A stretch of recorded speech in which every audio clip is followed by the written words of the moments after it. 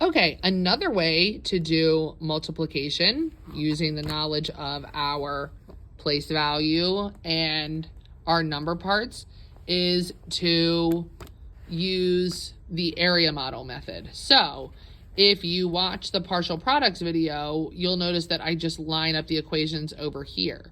Sometimes this is difficult for kids because they get confused as to what numbers to multiply when. So instead, they might enjoy the method of putting everything in nice, neat boxes. So this is also an option. It's going to break it down the same as the partial products and give us the same answer.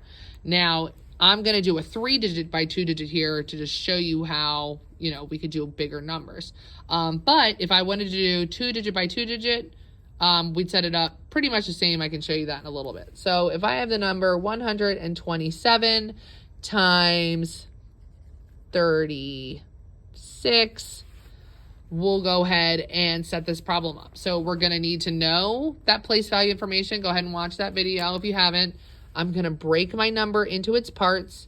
If I have $127, I have a $100 bill, I have 2 10s for 20, and I have 7 ones. Then I have 30 and 6. So I've broken that number into parts. Now I'm going to take 127 and I'm going to multiply it by 30 and 6. And this is where the boxes come in. I have 3 number parts here. So I'm going to have 3 boxes across the top. And I'm going to have 2 boxes down the side for the 2 digits in my second factor.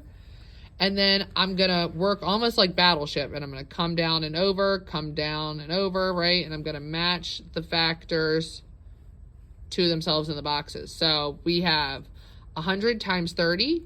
That would be 300. Again, we're looking at 3 times 1. Oh, I'm sorry, 3,000. Goodness, Miss Holdhouse. 3 times 1 is 3, and then we're going to make sure we annex or add on those 3 zeros. If 30 people give me $100, I have $3,000.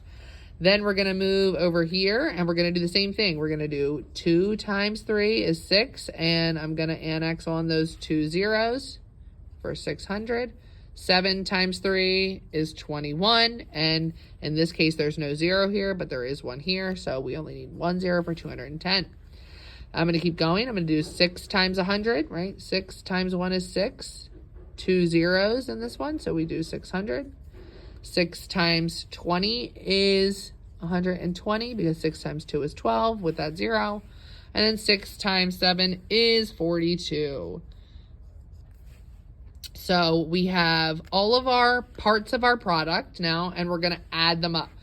I encourage the students to add in chunks, especially the bigger the multiplication problem and the bigger the numbers, they get a little confused.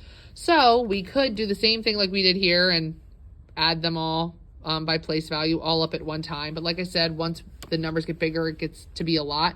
So instead, I encourage the kids to either add across and do these 3 numbers first, or add this way and do these 3 numbers, or add down and then add them all together. So if we add down, right, we have 3,600 would be 3,600. We have 600 and 120 added together is 720. And then we have 210 plus 42, which is 252. Now I'm going to add these all together, which is a little bit easier than having all of those numbers lined up, trying to add them in the standard algorithm way. And we're going to go ahead and add them up. So we have 0, 0, 2 is 2, 5, 2, and 0 is 7, 6 and 7 is 13, plus 2 is 15, and 1, 3 plus 1 is 4. So the answer to 127 times 36 is 4,572.